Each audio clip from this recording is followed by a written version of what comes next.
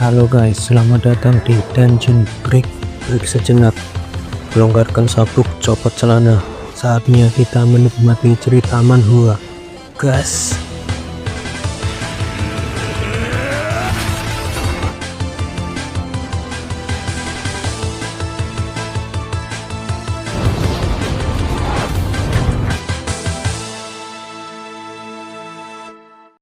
Ingatan Pijer sebelum dia regresi. Saat itu adalah hari di mana dia dijatuhi hukuman eksekusi. Malam pengeksekusian Pijer tersebut dipimpin langsung oleh kepala klan Baskerville, yaitu Hugo Le Baskerville. Alasan Pijer untuk terus menjadi lebih kuat untuk membalas dendam perbuatan yang telah Hugo lakukan, dan ingatan yang tidak pernah bisa Pijer lupakan. Perlahan, Pijer tersadar dari mimpinya. Setelah melawan Madam Aiglek, Pijer tidak sadarkan diri. Seseorang telah menolong dan membawanya ke suatu tempat. Entah berapa lama Pijer sudah tidak sadarkan diri. Dia juga tidak mengingat momen saat melawan Madam Aiglek. Tapi sepertinya serangan yang Pijer berikan pada monster raksasa itu telah menghentikannya. Walaupun monster itu belum mati, yang terpenting Pijer bisa selamat dari insiden itu. Sekarang sekujur tubuh Pijer dipenuhi dengan luka.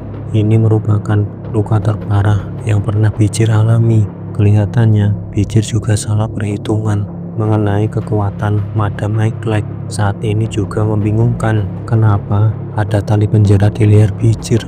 Melihat situasinya sekarang, tampaknya ini berjalan sesuai dengan rencana Pijer. Sekarang ini dia berhasil kabur dari pengawasan Hugo. Selain Adolf dan Camus, juga banyak saksi mata yang melihat kematian Pijer. Pijer pun mencoba memeriksa keadaan sekitarnya. Sebenarnya dia berada di mana sekarang? Setelah melihat tempat ini, ternyata Pijer sekarang berada di pemukiman suku Balak.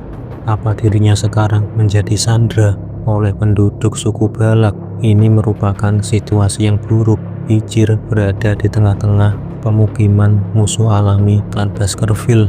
Pijer juga tidak bisa kabur dengan kondisi tubuh yang masih seperti ini.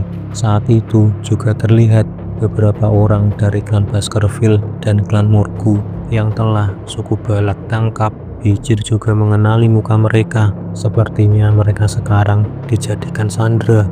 Tapi Pijer heran kenapa dia tidak ikut dieksekusi juga. Saat itu seseorang dari suku Balak menyapa Pijer. Ternyata dia adalah Ahun. Pijer juga mengingatnya.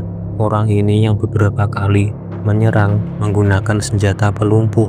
Pijer yang tahu bahasa barbarian, dia mengerti apa yang orang ini katakan. Ahun menanyakan pendapat Pijer, bagaimana perasaannya melihat rekan-rekannya saat ini berjalan menuju kematian mereka, dan dirimu sekarang tidak bisa melakukan apa-apa dengan tubuh penuh luka itu. Seandainya kau bukan anjing peliharaan komandan, maka kau pasti akan kurebus hidup-hidup. Pijer terkejut mendengar kata anjing peliharaan. Setelah kini dia lepas dari pengawasan Hugo yang membuatnya menjadi seperti mainan, dan sekarang Pijer malah menjadi budak seseorang. Hal itu langsung membuat Pijer menjadi emosi. Ahun langsung terkejut kenapa sorot mata orang ini menjadi setajam itu.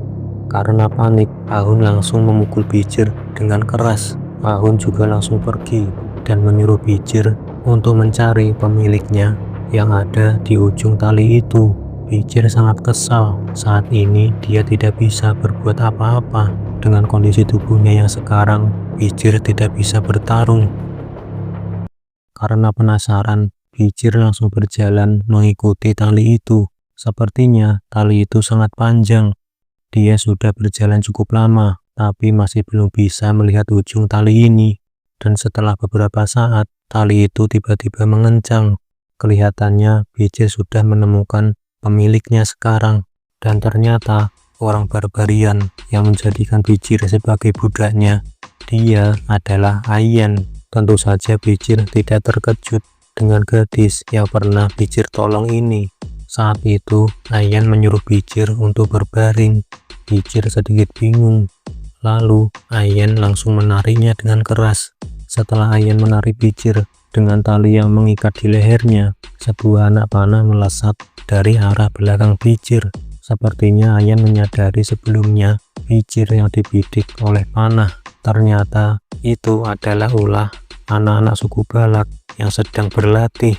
Ayen saat itu menyampaikan ucapan terima kasihnya pada Pijer karena sudah membebaskannya dari pelelangan budak, dan saat ini menurut Ayen dia telah membalas kebaikan Pijer dengan kembali melihat kondisi Pijer dan membawanya ke suku Balak untuk dirawat. Pijer menanyakan apa Ayen yang menyiapkan tali ini dan apa alasan Ayen membiarkannya hidup.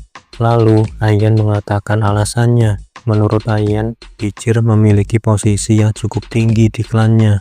Dia penasaran mengenai jumlah uang yang bisa diperoleh dari mereka untuk menebus Pijer. Jika suku Balak mulai negosiasi sandera dengan klan Baskerville, maka rencana Pijer untuk kabur dari pengawasan Hugo menjadi sia-sia. Pijer sangat bingung apa yang harus dia lakukan di situasi semacam ini. Namun saat itu Ayen bilang sayangnya Pijer tidak akan kembali ke mereka. Ayen langsung memotong tali yang ada di leher Pijer. Dia juga berkata bahwa Pijer akan menjadi budaknya. Sepertinya gadis barbarian ini sangat menyukai Pijer. Dia juga suka mata memberontak yang Pijer punya. Ayen bilang dia pasti akan menjinakkan Pijer. Setelah itu Ayen mengajak Pijer untuk mengunjungi suatu tempat yang sangat penting. Ayen menyuruh Pijer untuk memberi salam ketika dia memasuki wilayah orang lain, dan tempat itu merupakan rumah bagi kepala suku yang ada di tempat ini. Pijer akan mengunjungi kepala desa yang dijuluki sebagai Sang Matriarch.